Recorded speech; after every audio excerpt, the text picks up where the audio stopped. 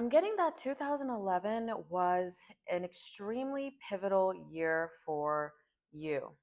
So, a lot of you may be reminiscing right now around that time and around the music, what went on back then, especially if you're millennial age. That was like when you were first going out into the world after school, once you reached 18.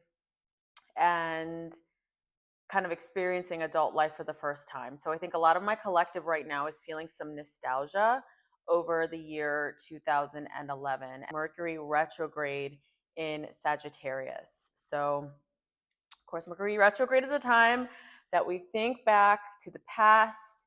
We have past loved ones revisit us again. We have childhood memories revisit us again. We may talk to people from the past, childhood best friends, and Mercury retrograde can bring around, some ex-lovers, people from the past. So right now you're feeling nostalgic around 2011. And I think back then you had more of a burst of energy in terms of like there was a change, whether it was in your life path, in your relationship status, in how you approach your work, in what you do, in your family. There may have been some changes back in 2011 that kind of set you on a course that felt like a level up, right? But right now, you are feeling stagnant while reminiscing about that time, like, oh, I really had a leg up, like I was just getting started, I was just making moves. And right now you're feeling like, I've lost that momentum. And you're feeling nostalgic over that time. So, first cards out of the Rider Waite Tarot deck. I love this deck. Yes, we're adding someone else today besides Black Moon Lilith. But we have the Rider Waite. You can see it's very used. I should get a new case. But we have the Hanged Man and the Two of Swords. So literally this represents feeling some stagnancy, some delays, like not knowing what way to turn, and then feeling like, oh, I had such a leg up back then. Like, what's wrong with you're thinking what's wrong with me now, which there is nothing wrong with you. I think you kind of need to have patience. You kind of need to wait it out. So I'm now tapping into the Black Moon Lilith Cosmic Alchemy Oracle, of course, by me. Visit lilithastrology.com if you want to learn more about how you can grab one as well. They're very insightful cards, fabulous for shadow work. These are for people who want to dive into their dark divine feminine, healing their internalized misogyny, patriarchy, and racism. Yes, this deck is not just for Black women, and like tons of different types of people buy my deck. So y'all know that. But for those that don't know me and you're new to the channel, So at first, cards out of the deck, we have Black Moon Lilith in Cancer, and we have the Black Madonna. So Black Moon Lilith in Cancer is first about honoring your emotions. And some of you also right now may be dealing with a lot of family challenges. Some of you may be healing some of the traumas you've experienced around family right now. And maybe there are some aspects in your family life that are changing right now. And I think this is also speaking to this feeling of not being able to move forward right now or feeling stagnant, not knowing what direction to go in. It's now time to honor your emotions and to do the emotional work around why you feel stagnant, or if you feel a certain area of your life isn't where you think it should be, or where like society also deems you should be. So Black Moon Lilith Cancer also represents the challenging of tradition, the challenging of your lineage, like wanting to transform any ancestral curses, especially in the maternal line, any ways in which your ancestors' decisions and actions and patterns, any way that has affected your life. This is a powerful way to unlock it. And we have the Black Madonna as well.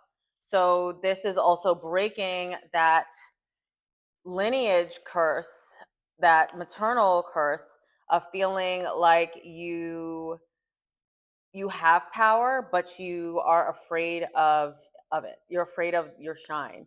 And then also the matriarchy in your family, like your maternal side, may have had a lot to heal themselves. So it's like the same challenge or trauma was passed down from grandmother, mother, daughter, women in the family.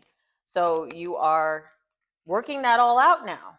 So I said this in a previous oracle message that you literally right now might feel like you're the hermit.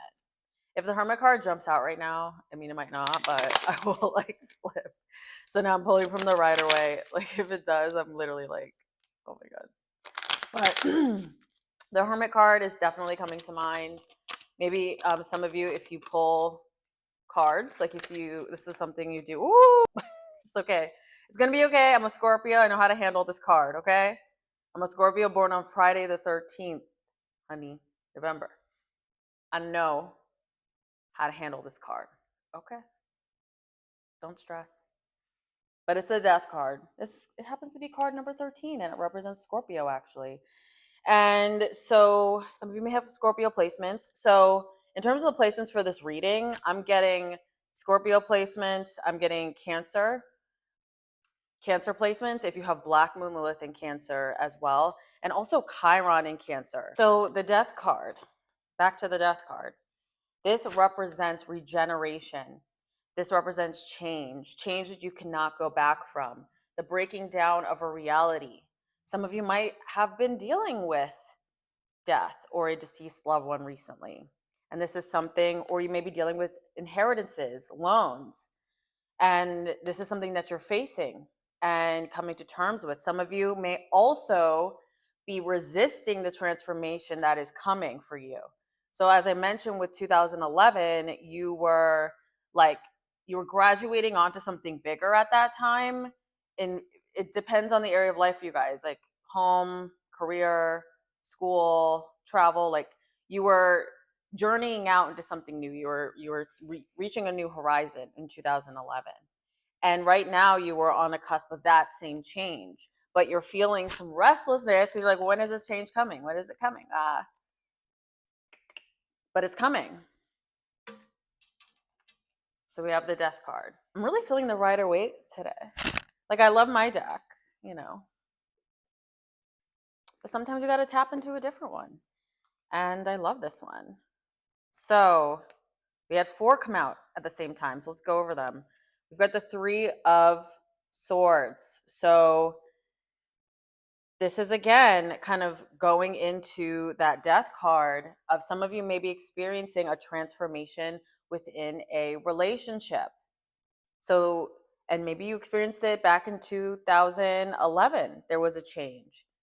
This also can represent a change in like partnerships, in work relationships.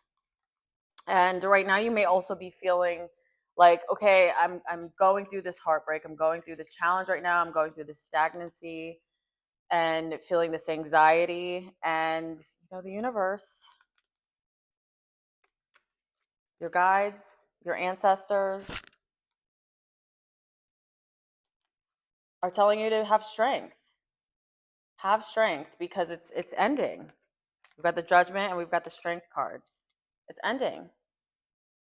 And this is literally similar to honor your emotions. So this is the Queen of Cups. This is someone who is the ruler of not only her emotions, also represents water as well. This is water. So this is backing up. I think Pisces as well could be included in this forecast. If you have Cancer, Pisces, Scorpio placements, Sun, Moon, Rising. I even would say Pluto in Scorpio for this reading. Millennials. I feel like this reading is for your age group. I haven't done an age group reading before. But yeah, I think this is really for Pluto and Scorpio generation as well. So if you're any of those placements, Pluto, Scorpio generation, this is millennials, this reading may resonate heavily with you.